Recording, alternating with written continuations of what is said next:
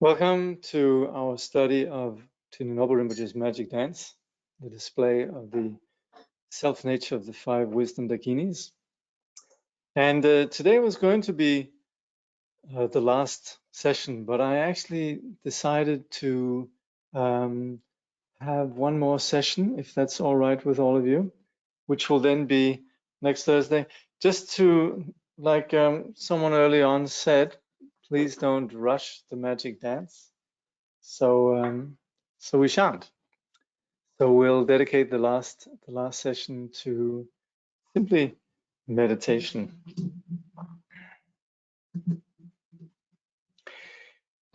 So this is a picture taken in Bodhnat in the, I think, the late 70s, possibly early 80s.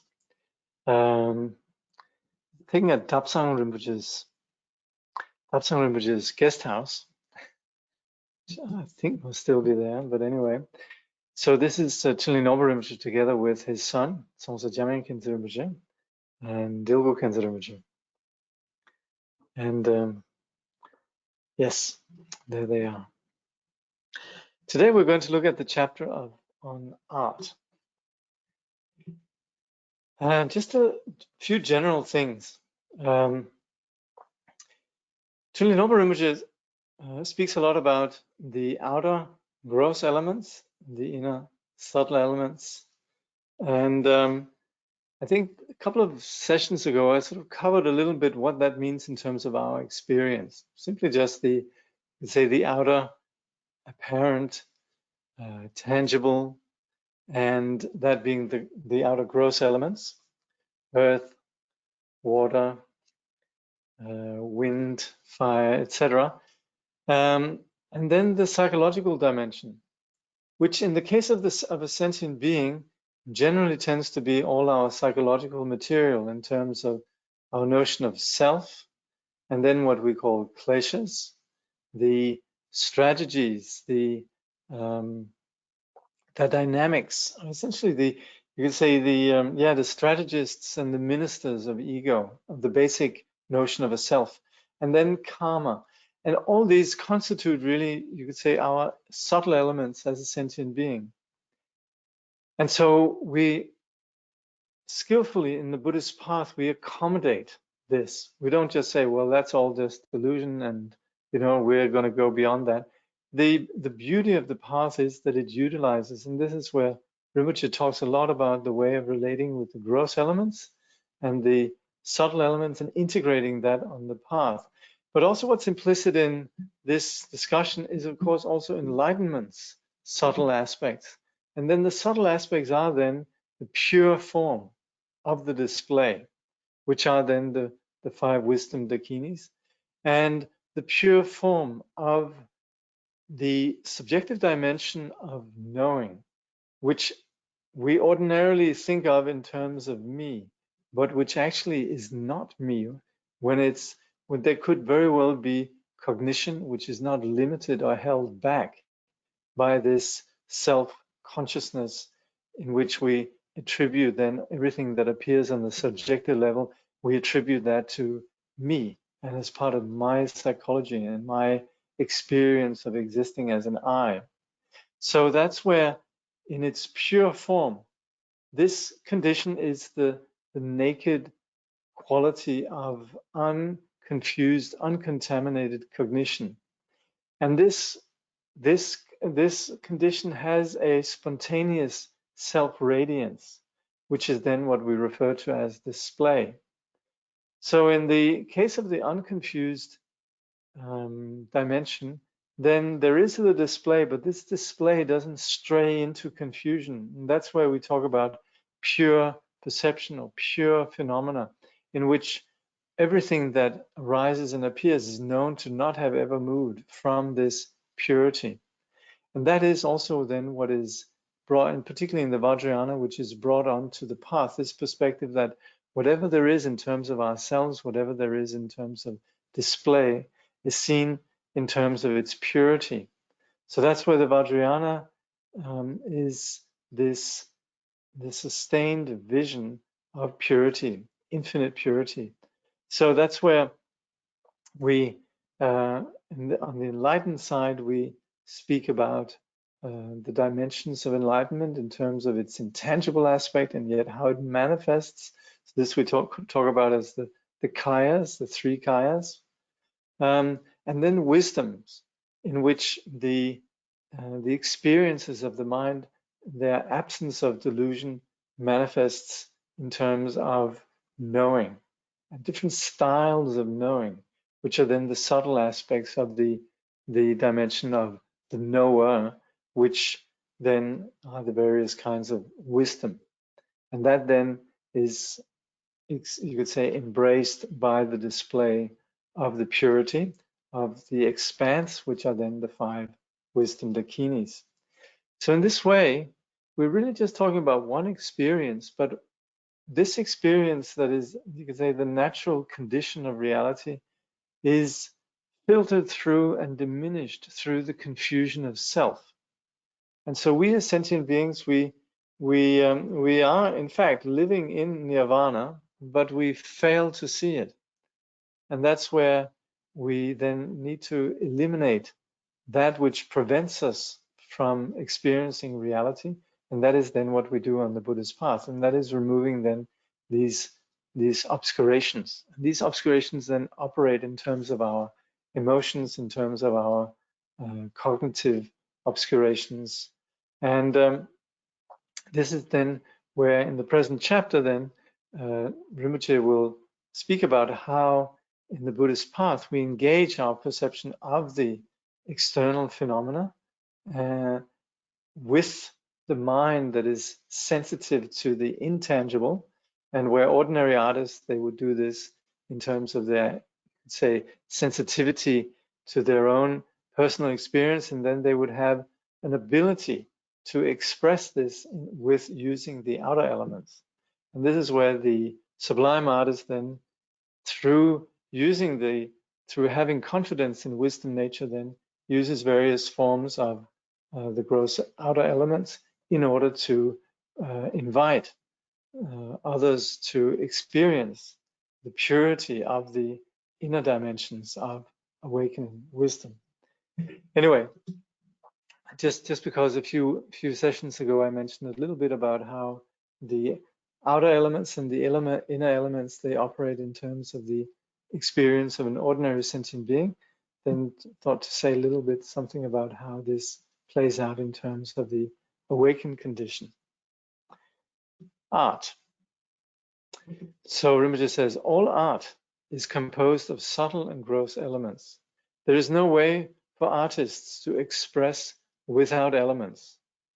When people use expressions such as hot-headed, cold-hearted, dry humor, or all wet, it shows that they naturally connect subtle element temperaments with gross element expressions.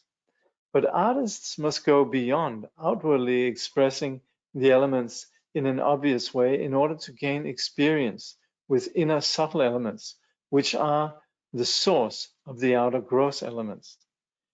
Then they can make art which reflects what people need.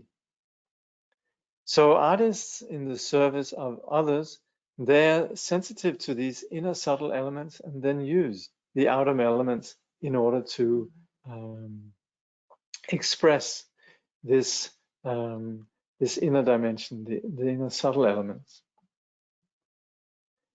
So this is what art does. Art may express the subtle externally. There's probably many ways in which we would define art. So anyway, here we are essentially identifying art as that which enables us to connect with the beauty, or that which is subtle through external phenomena. Now here what we do is we differentiate between ordinary artists and then sublime artists. So the ordinary artists, their scope is not enlightenment. There's not a vision of awakening. And ordinary artists, they would generally express their own vision for a variety of reasons. And these, of course, might be, you could say, limited to their own particular scope, their own particular worldview, their own particular agenda, etc. So lacking connection, and this is then where we have to say there's a limitation here, lacking connection beyond their own intellect and tradition. They cannot explain it to others. So here, of course, we're talking about something deeper that's taking place, which ordinary artists wouldn't be able to really appreciate. So there's not really a language for that. And they would generally, artists would then present and explain their particular art according to their particular context. So, of course, we have different traditions within different parts of the world, but they would all, these arts would all be understood in terms of their own particular context, tradition.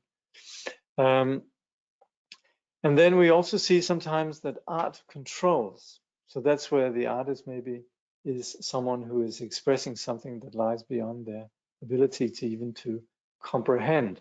So the artist presumably would perhaps feel they were channeling something, but there's some sense of the art being something greater. So as ordinary art really is concerned with expressing the ordinary inner subtle elements through outer gross elements, it really doesn't have any vision of that which is beyond any of these, you could say, limitations.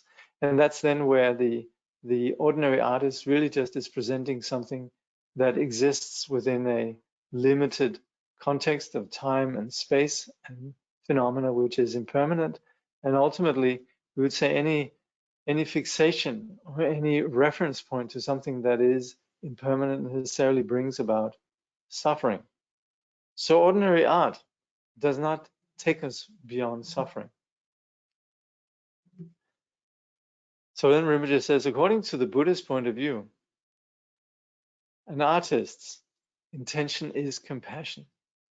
Buddhist artists create in order to make a link with other beings through their inner pure elements and to transform their outer ordinary gross elements into enlightenment by means of that connection. In the tantric system, artists express the quality of the pure energy of the inner elements externally through images and statues representing form, through teachings, songs, poems, and music representing speech, through dances representing activities, and through infinite harmonious manifestations representing mind. Because they are connected to its source, they can always deeply explain to others what their work is about, and are always the master in control of their art. So the awakened artist who is in touch with the, you could say, expanse of truth, the expanse of awakening, out of compassion, then wishing to share this dimension of awakening that is free from the causes of suffering with others, then expresses this in these ways that Rinpoche presents here in terms of form, songs, and so forth. And that's where then we have this, what we could call sacred art. That art is not in the, how do you say, is not connected with an ordinary agenda, but is entirely created on the basis of awakening, and as the spontaneous expression of awakening, created on the basis of compassion and the wish to communicate awakening. So Rinpoche then continues, through the sublime artist's intention, the outer gross elements are purified into the inner subtle elements and reconnect with inner wisdom phenomena. Temporarily, this gives satisfaction because one recognizes the inner qualities in the outer expression of art. Ultimately, there is liberation through the purification of essence-less art's substance into substanceless essence, enlightenment. This is so beautiful, but it's poetry it's poetry in a particular, poetic prose, I guess. So, of course, the artist, the sublime artist, comes from a place of pure intention. And that's where they use outer gross elements to to enable to reconnect with wisdom phenomena. Now, someone who comes across this kind of art is immediately touched by it. And there's very often what we could speak about as blessing. There's something which touches us beyond our ordinary logical mind. And at least initially, it simply just gives joy. Just like we have the example of a child coming into the temple, not knowing at all what's in the temple, but just being spontaneously joyful, just seeing just being, you could say, struck by the purity of the color and the purity of the imagery. But this, of course, ultimately is intended for us to, through the substance of, let's say, a pure painting, then it connects with something that is beyond substance.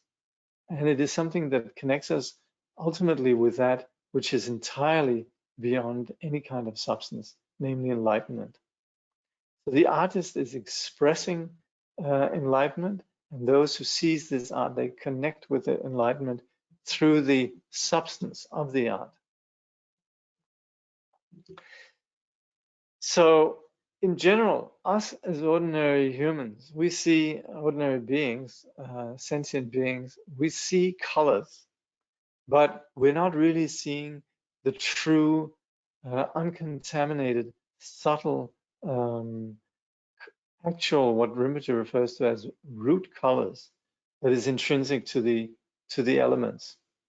So we're presently just seeing, you could say, a shadow of what those without these kind of obscurations would see. So the nature of colors is such that the way they interact, then they become visible to our eyes. And that's where we then perceive these root colors. Then we generally talk about blue, white, yellow, red, and green. And also, which is interesting, which there's undoubtedly a science behind this. That is that each of these colors, they contain the others. So when there is the wisdom that is enabled through the practice of the path, there will be ways in which we can clearer perceive the pure colors. And as we see colors increasingly clearly, then also the pure perceptions, they begin to take place. So initially in the Vajrayana, according to the first empowerment, then we practice visualization, which is really recognizing the purity that is intrinsic and also sustaining that vision through visualization. And then through the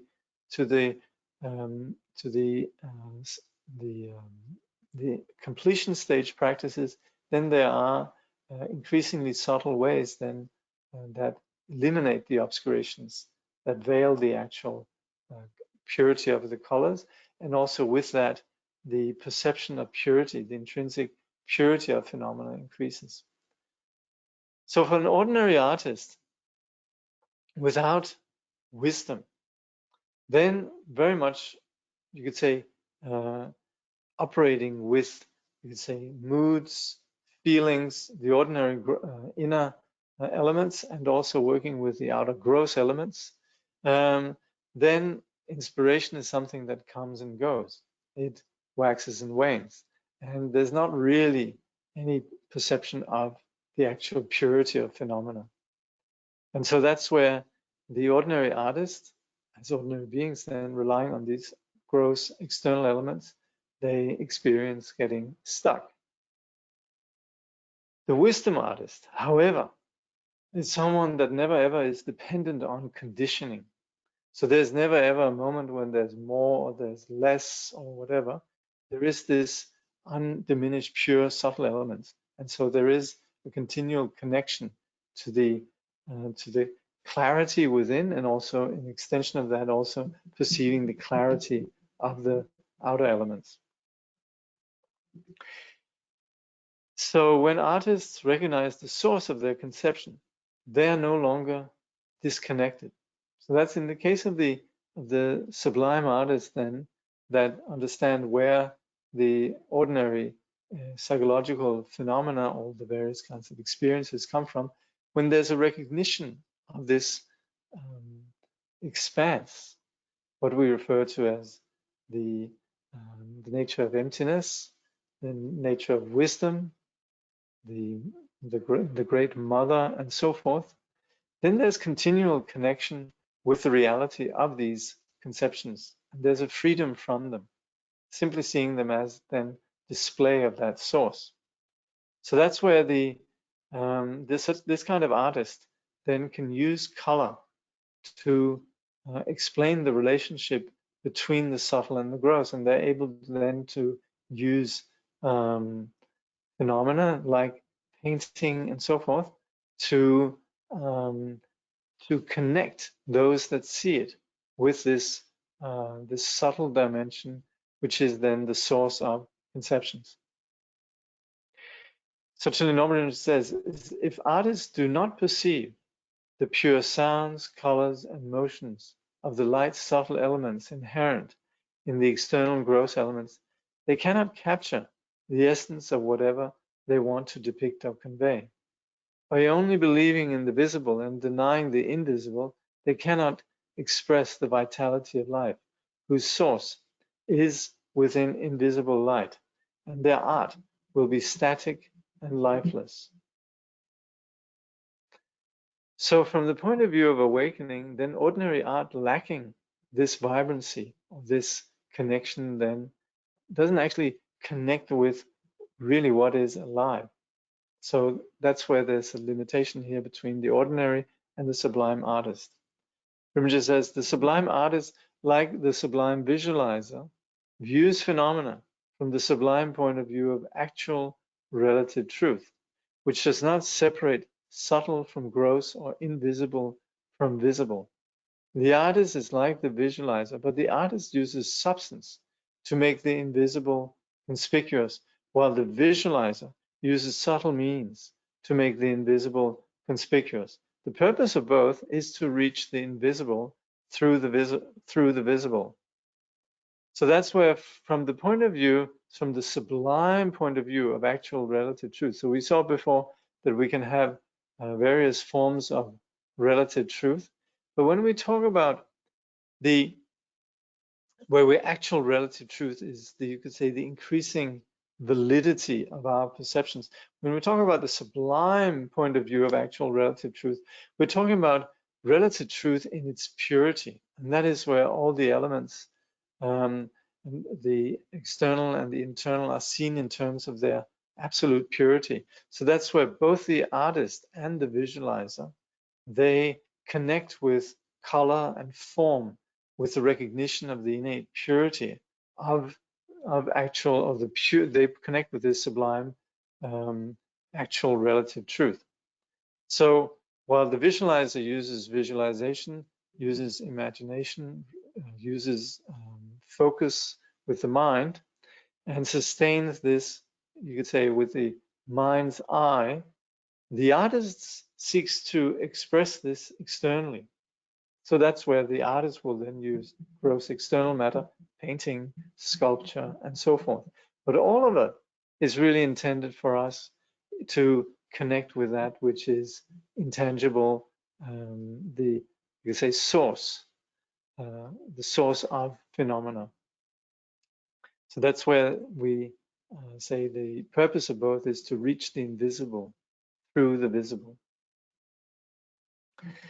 So with wisdom confidence, the sublime artist knows how the subtle is expressed in the gross. So the sublime artist knows how to see it and also use it to express that which is beyond the gross. Seeing the sublime point of view of actual truth, they're not bound by ordinary conventions about reality. So that's where, at that point of view, there's no distinguishing between samsara, nirvana, the absolute relative. There, all the perceptions in terms of the sublime view of actual relative truth are really just the understanding of all phenomena as all perceptions, as never moving from the purity of the you could say intangible absolute nature.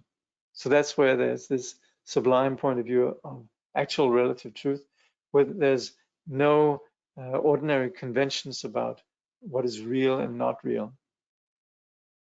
Now, coming from a place of compassion, then the artist is not expressing something from the point of view of just wanting to express their personal vision. Even though you could say they want to share the vision of awakening, they do so from the point of view of compassion and knowing exactly what is required in a particular context. So that's where you would find sublime art that seeks to give a sense of the conditions of samsara. For example, we have the famous painting of the Wheel of Existence with the various realms, the 12 links of dependent arising, and so forth, and also various kinds of paintings that you would have within sacred art that essentially are cautionary. Then there's the ones that connect with the awakened condition, and then that inspires, provides the blessings really to provide conditions for the path, good habits, good intentions. Rinpoche says, in the Buddhist tradition, art can be made to express the ugly or the beautiful, the calm or the turbulent. Sublime artists who recognize the needs of other beings can combine turbulent or calm elements to achieve a result appropriate to the circumstances. So the artist will express in countless ways according to the particular needs of beings. And that's why also when we're talking about art here, needless to say, we're not talking about traditional art necessarily. We are identifying how traditional art is founded on a sublime vision, but we're not talking about some stagnant form in which the art that we're talking about here is exclusively what you might think of as traditional Buddhist art. It really could be anything, and that's where the sublime artist is not limited, even though you could say there are institutions that uphold the vision of sublime beings, like, for example, traditions of Tanka paintings, traditions of statue making, stupa making, and so on.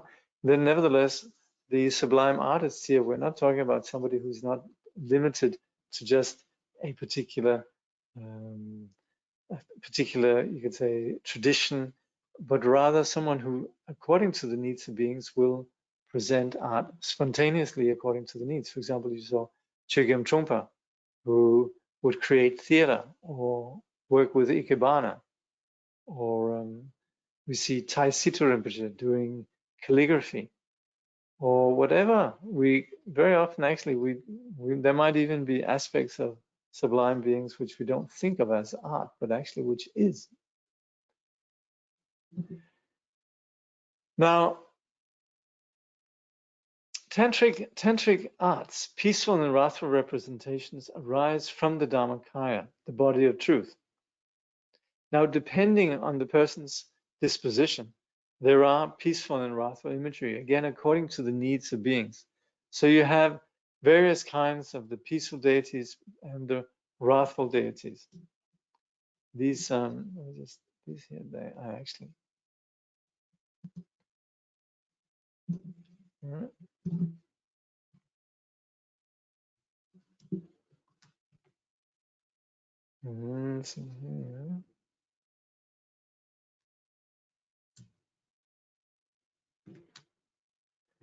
So then we're going to treat them separately then. So the art of peaceful deities. Peaceful deity is the pure nature of a form. And that Rinpoche here explains, and this is, of course, peaceful wrathful deities are explained in different ways, but Rinpoche's way of explaining this comes particularly from the Great Perfection tradition, and from some of the really, what we have actually in Rinpoche's teachings here, are some very profound distillations of some of the most profound teachings. And in some way, the way that Rinpoche presents this is in some way just, you could say, almost place markers, or you could say very profound instructions in terms of the nature of what we're discussing here, really drawing on some of the profoundest writings that we have in the Great Perfection tradition. So in some way, this is something that could well be sort of further unpacked in terms of some of the most profound scriptures.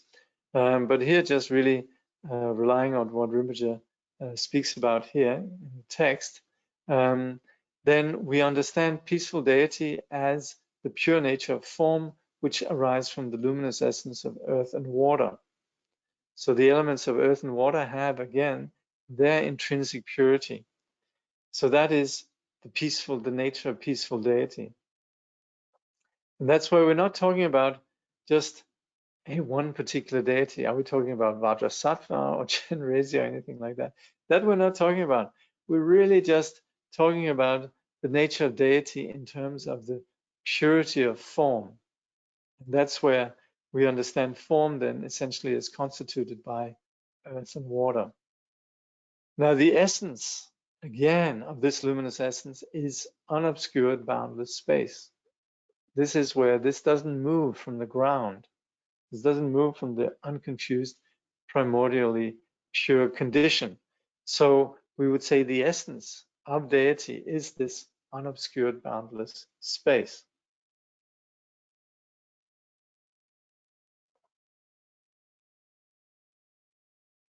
Now, in Vajrayana, we meditate on deities, and the artist creates forms that reflect this deity, the purity of form, in order for ordinary confused beings to connect with this unconfused, unobscured, boundless space.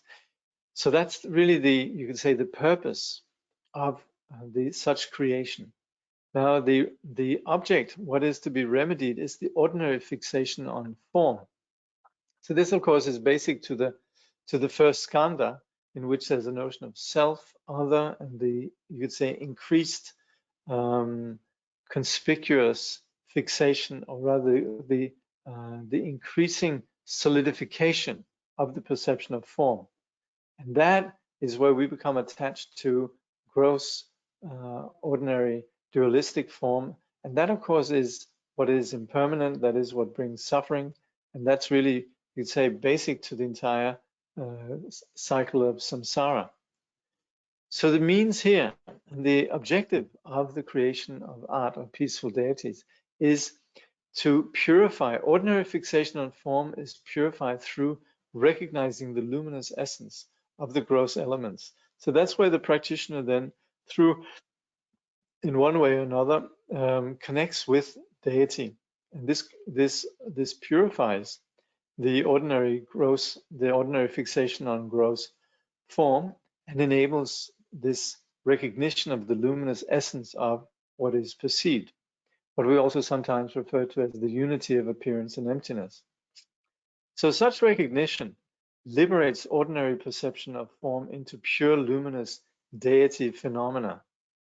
And this is not where we are imagining that all of a sudden form or the world is deity, but we understand that from the very origin, the constructions and projections of dualistic form are essentially delusional projections, and from the very origins, phenomena exist within this condition of the unity of the tangible and the intangible, or if we, as we normally say, then the unity of appearance and emptiness. And that is what is sustained by the yogi on the basis of the sacred art.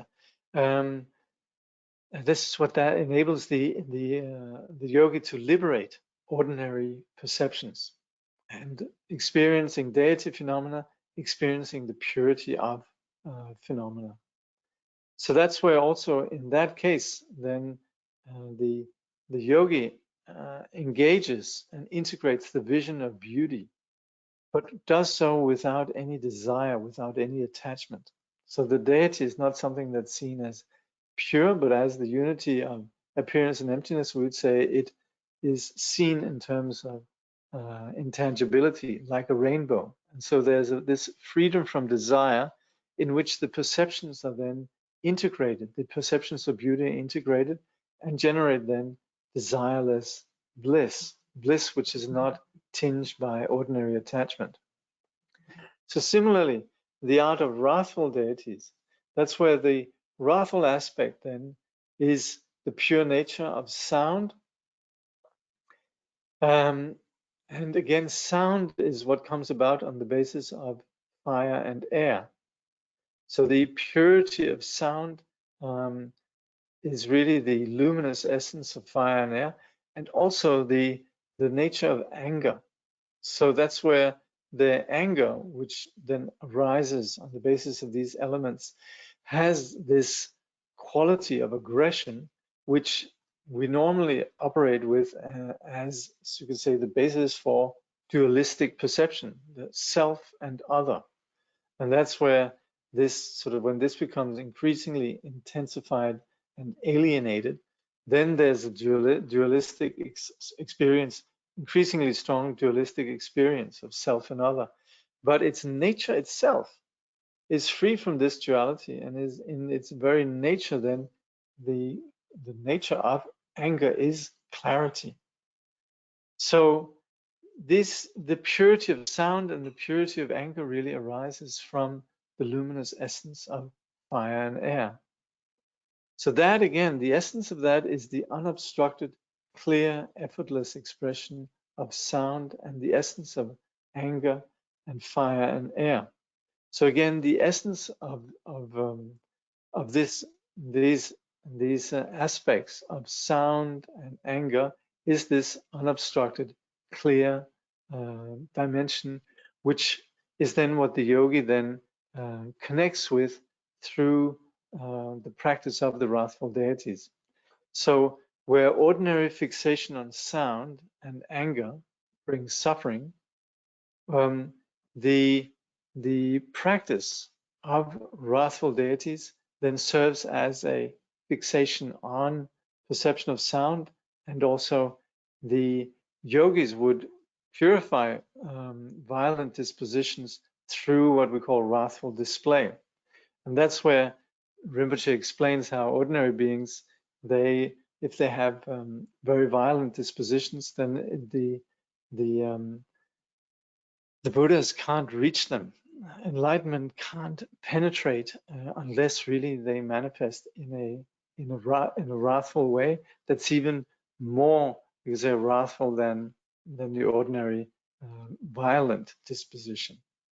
So that's where this display may arise in terms of forms, sounds, or activities. Also, activities in the sense that they might, yogis and bodhisattvas and so on, might interact with you could say sentient beings driven by strong anger in a particular beneficial way.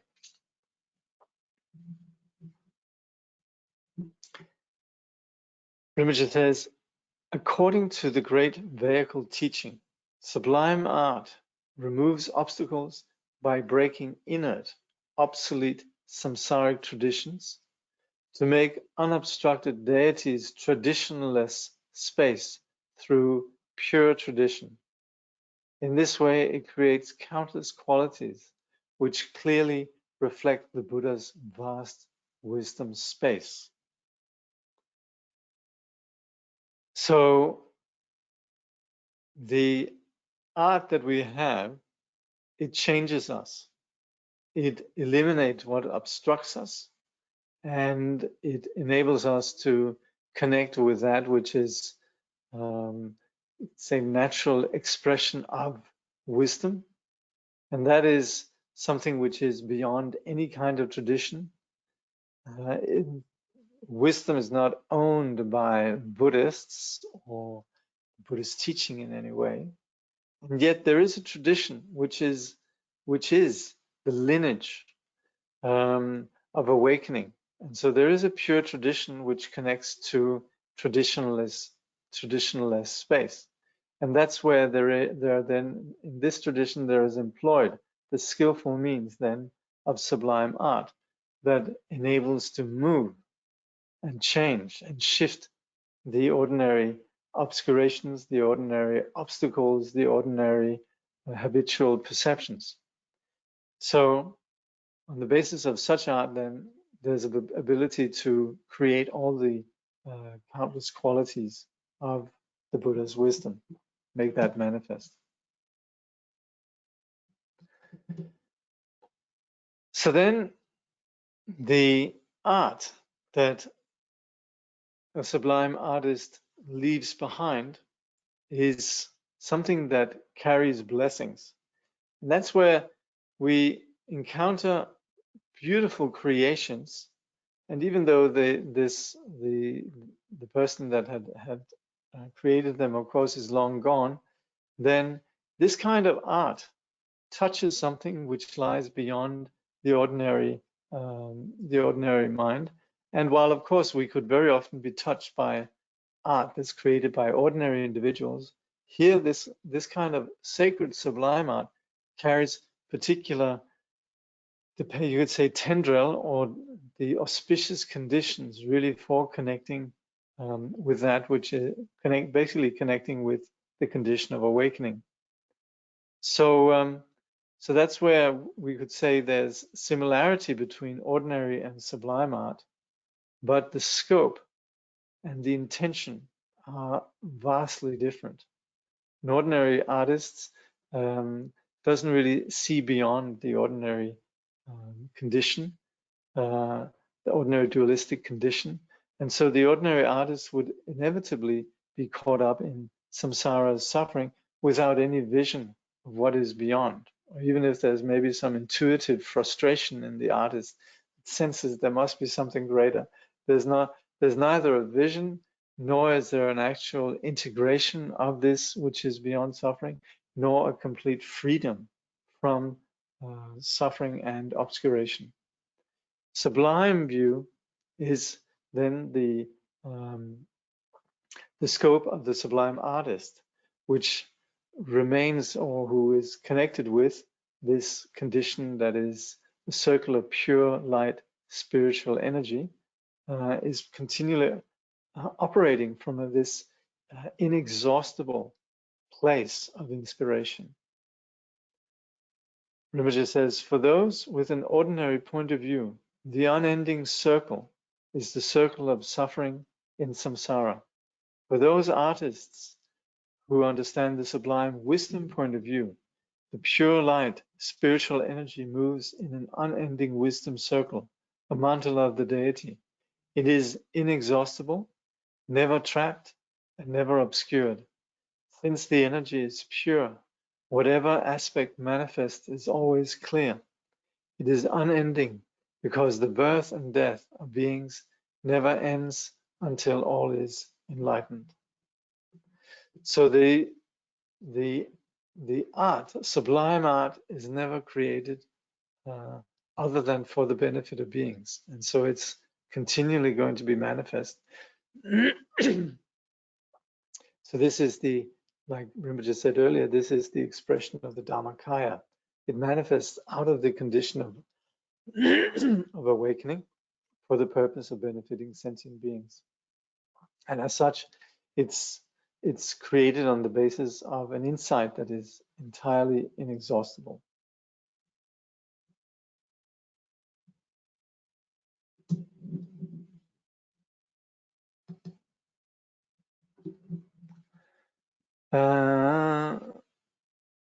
I wonder if you might share a personal experience of coming in contact with this wisdom sublime art. I've had quite a bit of that, actually. I'm a great lover of beauty and particular sublime art.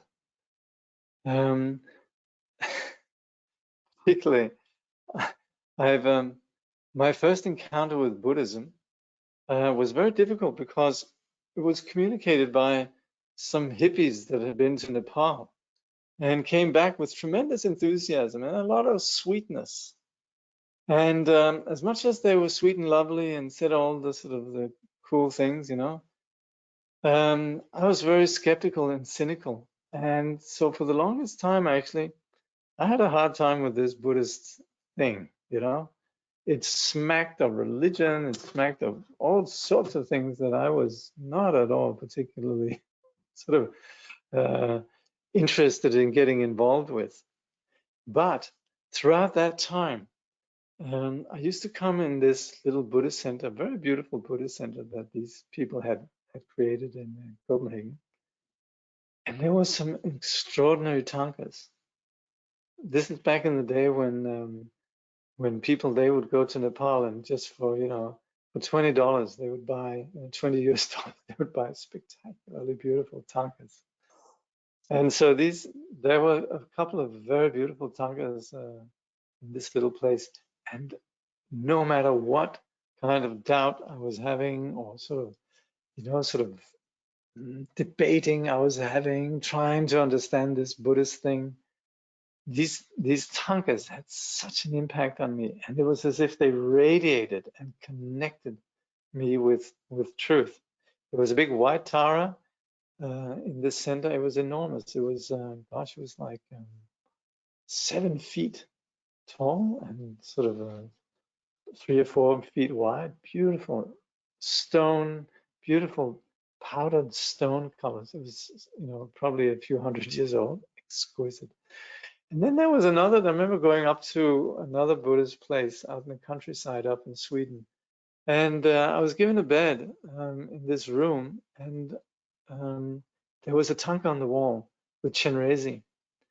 And it wasn't very well painted, and it was a new tanka, but it just deeply touched me. And I remember just having this incredible sense of just safety, you know, safety, you know, this something that was so real and so genuine. And then also, yeah, various other, lots of experiences actually like that. But also being, you know, actually, you know, as a real Buddhist, as a genuine Buddhist, actually, you're supposed to not objectify art as just being something out there. So we actually don't do what we normally, we don't, as a Buddhist, you don't go around saying, oh yeah, you know, this period, that tradition, you know, painted on, you know, this blah. That's actually not what's the intention with sublime art. The sublime art is what Rinpoche here is saying, and that's what actually the practice of encountering sublime art is to actually just recognize that is Buddha nature manifested externally. And so not view it as ordinary, the way we normally objectify art. And so, so I'm guilty of being a bit sort of, I like some art, not other art. But you shouldn't do that. You should really just see all the various statues, paintings of the Buddha or of deities as representations, reflections of enlightenment. This chapter makes me remember that Tongshil Gyaltsen Rinpoche mentioned in one teaching that the term art in Tibetan is similar to deceive. Might be I can't actually see Ja. Might be Ja from Jatsam. That's very interesting and profound. Art. I wonder what Rinpoche could have meant. What could that be? Soa. So art, Soe Rigpa. You know, generally art in Tibetan is known as Soe Rigpa, the art of constructing. Soa. Well, sometimes it's true. You do have deceive in the word contrivance, which is soche. But yeah, not sure. Jan Le Tumlin is a supremely sublime artist. Definitely. She used to have this website called Rire du Ciel, the laughter of the sky. It's beautiful here. Experiences with deeply touched. Good. Okay. Yes. Construct made up. Do you recommend hanging a tanka in the living room or bedroom? Yeah, by all means. Yeah. Particularly in a place where you maybe can honor it, you know. So maybe a place where you can make offerings in front of it and so forth, you know. And again, it's like it's a little bit different from the modern view, where modern, the common practice in the modern age, which is a piece of art is something that's just sitting there, and we essentially externalize it and look at it, we gawk at it. but sublime art is really representing enlightenment, so that's where we'd want to possibly have some way that it could be honored, you know, so we hang it up in a special place. Or, of course, it's not always that we have a shrine in front of a tanka, even though we often do. But of course, you know, very often you just have tankas sort of hanging along the wall, you know, but usually in a kind of in a nice, dignified space. So, okay. Isolation.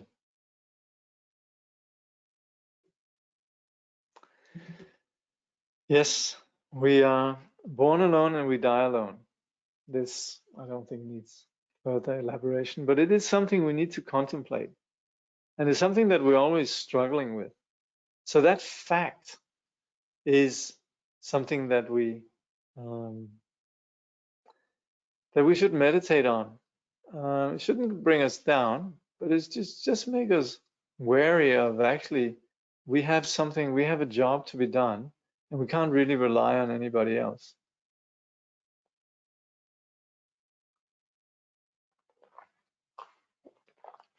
But as far as this aloneness goes, then we experience it when we, for example, experience alienation. So that's where, for example, we might be of a particular temperament, and our particular temperament, our particular elements, I mean, physical elements, but also on the subtle level, our subtle psychological disposition and so on, might not be in harmony with those around us, right? So Rinpoche, he sort of points out how when our elements are pure and light, then that happens. Sometimes we're heavy, sometimes we're light. But when they are pure and light, then we might feel isolated if we're in impure, heavy surroundings. So that's where we very often might feel left out in particular contexts. And then again, we might also be having moments in which our elements are particularly impure and heavy, and then we also feel alienated if we're in surroundings where there's a lot of pure light energy. So that's of course something that plays out all across the board in all of the various samsaric realms. So we, of course, think in terms of our human existence, but wherever we're born, we very well can experience some unintendedly. We might experience some incompatibility. There's intended and unintended. But for example, violent animals, they, you say, helplessly are born in a particular way, in which they are often isolated, they're pursued, and then you have violent beings. Then for them actually to be able to actually be able to benefit them, then it requires some very kind and peaceful beings to actually reach them. So so that's where that is. To reach these kind of beings, they would require a lot of patience, kindness. But at the same time also, if there is these kind of violent beings, then there would also have to be a very strong element of their pure light energy. So that's where the peaceful person that's benefiting the violent person has to be more powerful.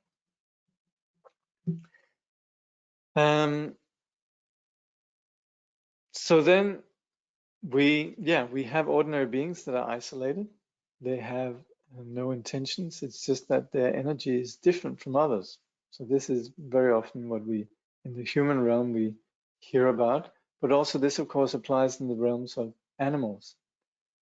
Some sublime beings seem to be isolated from the outside, but from their own view, they have no such conception.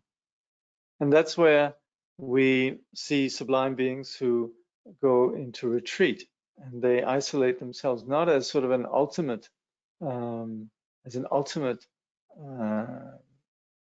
objective to wishing to get away from the world, but just really to have a moment to cultivate enlightened qualities. And at that time, these beings might be in isolation, but they don't think in terms of isolation. They don't think in terms of self, and they don't think in terms of other, apart from really just having or sustaining this vision of caring for others. There's not a notion of I am away from other beings. So yes, relatively then there's this sense of the practice commitment, wishing to benefit others, but at the same time there's no sense of self in the sense of feeling alone. Now what Rinpoche calls wisdom eccentrics, they're isolated just because they say strange things. They might not actually think of themselves as isolated, but you have the famous story of Vajrayana when he was young.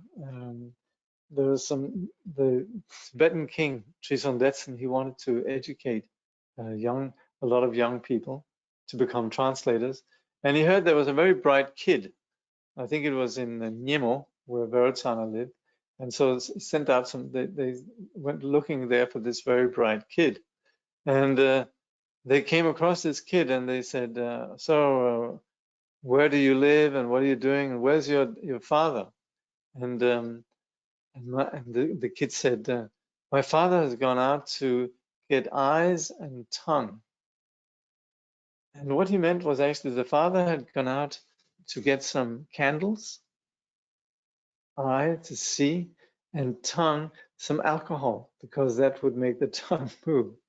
And Rinpoche also gives this, you could say, he says, wisdom eccentrics, they see the result already in the object. So for example, grass is butter because grass is what the cow eats, which then becomes the basis for the milk that then is churned and eventually becomes butter. So that's where there's sort of there's a sense of you can say the auspicious conditions, the way they're linked together. Anyway, when you talk about ordinary eccentrics without confidence, then it's a bit different, because that's where the ordinary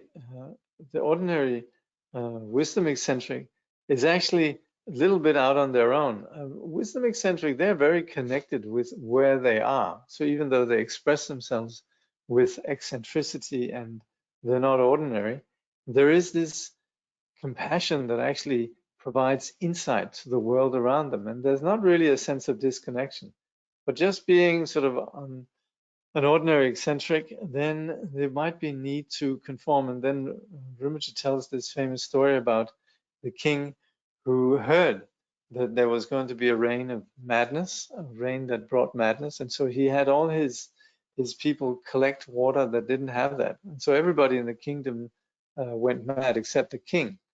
And finally, the people, they would look at the king sort of and say, he's very odd and he's really weird, actually. And the king actually realized he was almost going to be, how do you say, dethroned or overthrown just by his population, because he was so different. So finally, he had to drink the rain of madness to conform. So Rinpoche says, eccentric people who have confidence in their wisdom mind are not afraid of isolation and often isolate themselves intentionally. Many people think that to practice Dharma, we must be isolated. Although many saints temporarily isolated themselves to practice Dharma, they did not do so in order to be ultimately isolated.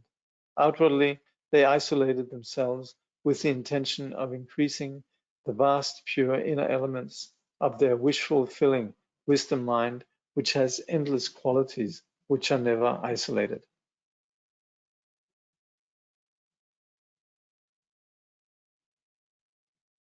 Okay.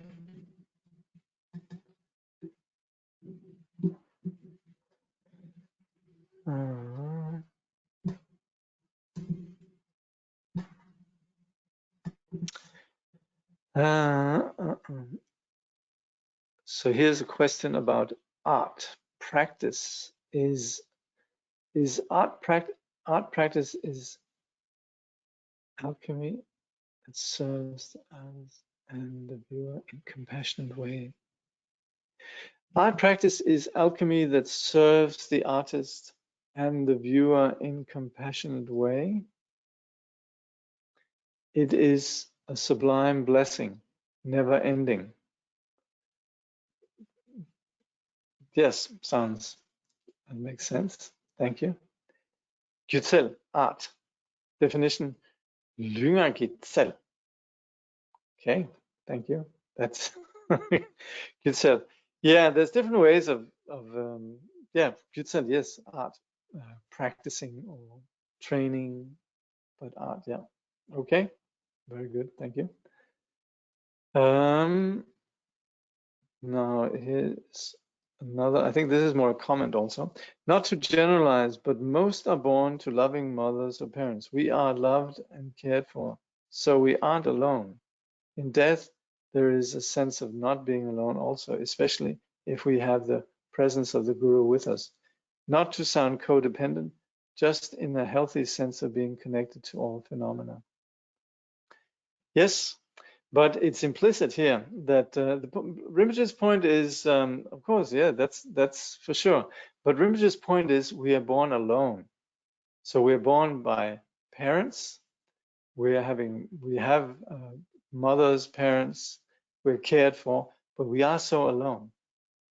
And so then this is the condition that at the end of the day we're there, and we experience aloneness in contrast to when these conditions are not there. Then it's even more pronounced, the sense of being alone. For example, you leave children alone and they cry. So there's this aloneness carries all the way through. And also when we die, then also very much alone. So there's a continuous aloneness that's taking place all the way.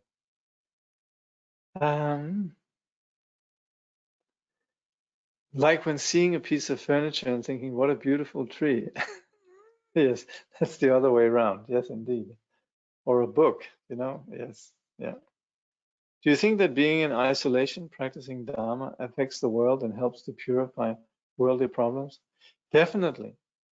So for someone who is practicing and doing so with pure intention and praying for the world and so on, set something in motion. We're setting something in motion. It's like prayer flags. People might think, oh, you're alone, doesn't help anybody. You might say prayer flags, what does that do? But it sets something in motion. So however subtle it is, it has an impact. So it has an impact presently, and it also has an impact in terms of the impact on the mind that's purified.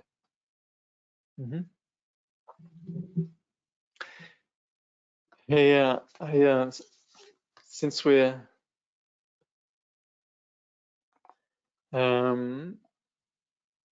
yeah. So some time ago, I read some of the stories about Rinpoche's meeting with eccentrics.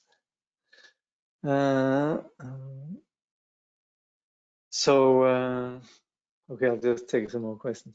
Even living in a caring family, one can feel alone most childhood, and then once adult. Yeah, it's undeniable. And in a way, we stand stronger when we acknowledge our aloneness. So yes, there's something very dignified and beautiful about our aloneness, and it doesn't necessarily have to be loneliness. But yes. Can you speak about your own experience of voluntary isolation and how it affected you, like a 3-year retreat? Well, actually, when I did 3-year retreat, we did it as a group. And it's quite helpful actually to initially do retreats of a longer period in groups. But also later I did more on my own. And yes, it's very helpful. Very helpful. The thing is, there's less distraction. It's not just so much that you're alone. And I must say, I never actually felt profoundly alone. you know, when you're doing practice, you're actually not really experiencing aloneness in the sense of the ordinary. I wish there was something going on, you know. You don't really feel lonely. There might be sometimes a tinge, but then again, that sort of inspires the practice. So as long as there is practice happening, there's not really a strong sense of aloneness, more sort of on the level of habitual patterns that then are overcome. But yeah, my first in 3-year retreat, not really feeling very alone, and interesting, never feeling claustrophobic. I remember actually being in, we did a retreat down in Dordogne in France, where it was, and I remember just sometimes wondering, thinking, "That's funny that I'm not claustrophobic." I actually very much enjoyed it. And then later I did various retreats here and there. I did a year, one place, and some months retreats in other places. But just really feeling grateful actually for the opportunity. Yeah. So I don't know if it affected me. I'd probably be worse off without it, put it that way. One of my earliest Buddhist teachers wisely advised, I make friends with loneliness. Yeah, that's very good advice. Yeah.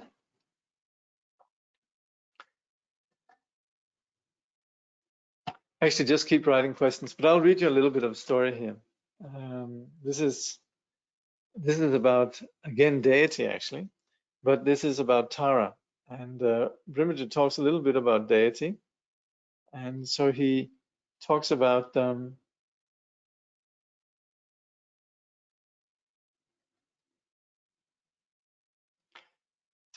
He says, when the Bodhisattva Tara was born as the daughter of a merchant, she realized that although many Bodhisattvas appear in male bodies, there are virtually none emanating as females. So she made a strong prayer of aspiration that until samsara was empty, she would work ceaselessly in a female form to liberate sentient beings. And because of her strong aspiration, Tara is still considered a very great deity today. There's actually a famous story of in the life of Tara where there were some monks that says, you know, you're really practicing well. You know, thanks to practicing well, you know, you might actually get a male body next time. And she says, no, I vow until enlightenment, I'm never gonna abandon the female form. But then Rinpoche here then explains, he says, he continues, says, Tara still manifests even in our own times, and it is impossible to say which women are her manifestations. Some may be prostitutes, some may be ordinary people, some may be insane. We can never be sure if someone is an incarnation of Tara. When I went to New York City, people told me there are a lot of crazy women in that town. I had strong faith in some of these women and was sure that some of them were manifestations of Tara. One old woman I met on the streets of New York was going around with a large pushcart, collecting totally worthless things out of the garbage, and she had managed to fill her cart up with them. She had a very strange demeanor and seemed rather deranged. When I met her, she was trying to get the cart up off the road, but it was too heavy for her to manage by herself. She was asking passerbys to help lift the cart, but nobody would listen to her because she looked crazy. So she signaled to me to come over and help her. I went over and we both got hold of the cart, lifted it up, and managed to get it off the road. Then she wanted to give me something for helping her, a pair of old shoes. I told her it was all right. I did not need the shoes, but she insisted. Hey, by the way, have I read this before? I just seem to think I've read this to somebody recently. Did I read it in this class here?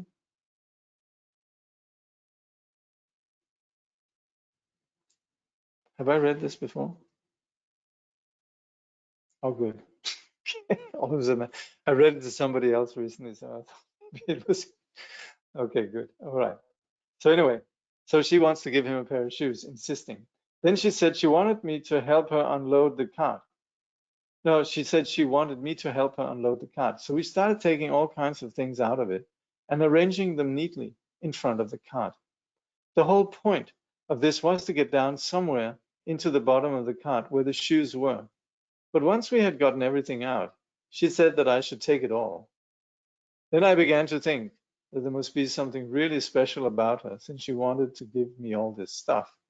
I said I did not want any of it, and I could never have shifted it even if I had wanted it. But she insisted. She finally said, if you will not take anything, then at least try the shoes on. So I took my shoes off and tried the other ones on.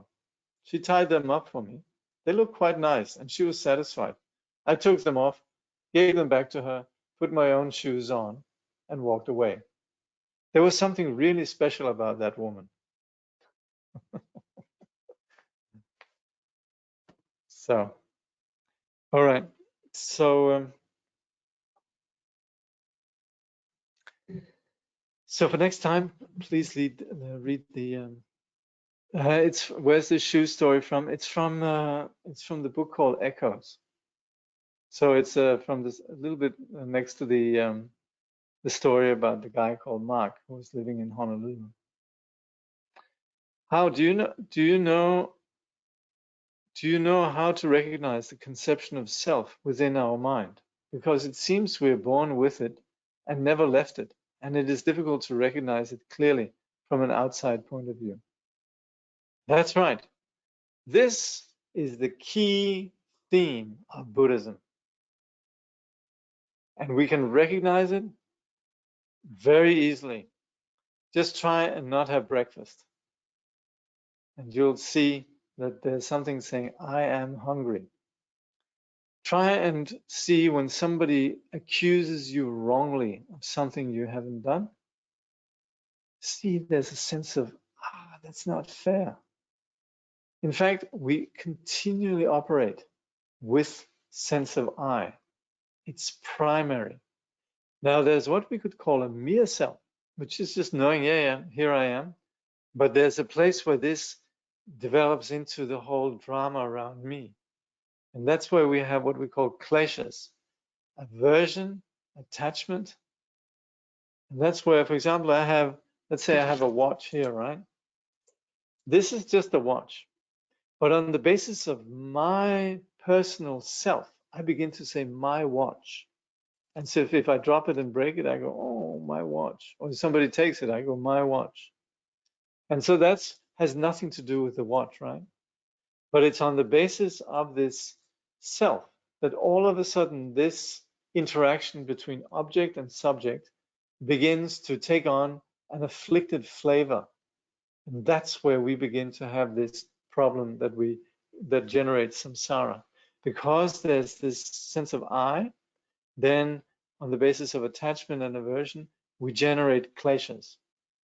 Now you could say this watch really just is the circumstance so that I can discover that I have this self-centered quality.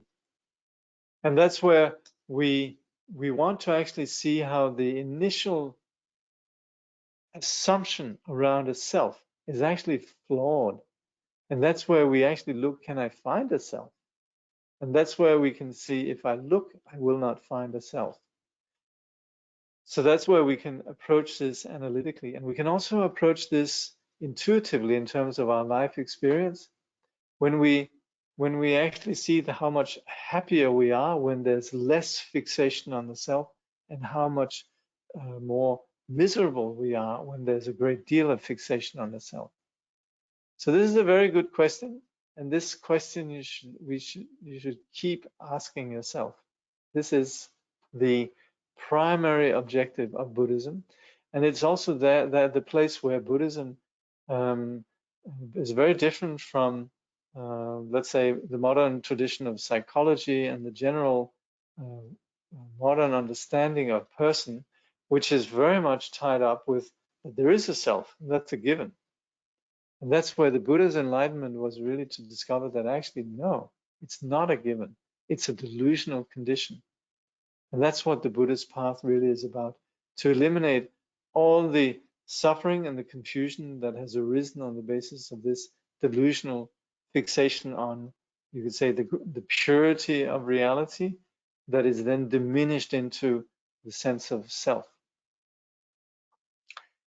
I cherish my isolation. I abhor my solitude. Yeah. How can we know coming retreat information and opportunity? Is it only available after completing Ngondro practice? Thank you. Yeah, that's a little bit, well, there are places where you can. Many places there are retreat centers. And even when you're doing Ngondro, Tsongsa Khyentse Rinpoche, he recommends to sometimes do like a week's retreat. Actually encourages it. So, so if you have an opportunity, um, to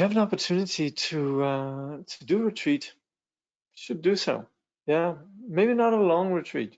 Definitely, as when we're new to doing retreat, do so short increments. Sometimes just a day's retreat. Maybe just where we live, just a 1-day retreat is also a retreat. Do you still need an Echoes book? No, I have a Kindle here, but thank you. Seeing butter and grass is the most logical way to see the world. Sounds like you got it. Yeah. What is self? Well, we're talking about, like I said before, two kinds. One is you could say the mere self, just the sort of cognitive quality, but then there's a place where it begins to take on this big drama. That's what we call fixation on itself. What Pema Chodron calls shenpa. We begin to have attachment, grasping. But yes, that's a question we can ask ourselves. What is the self? Where is the self? And so on. Yeah. Okay. So thank you very much. We'll conclude.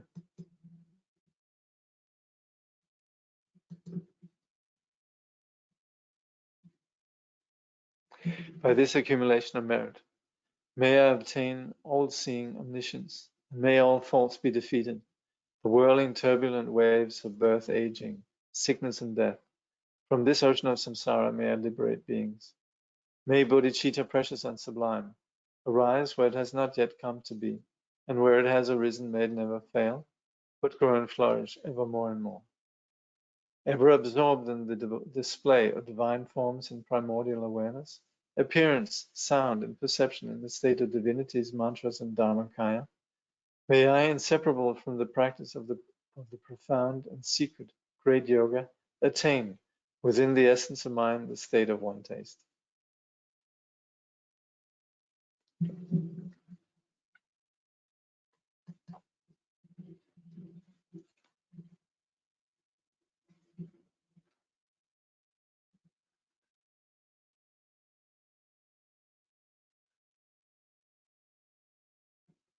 Okay.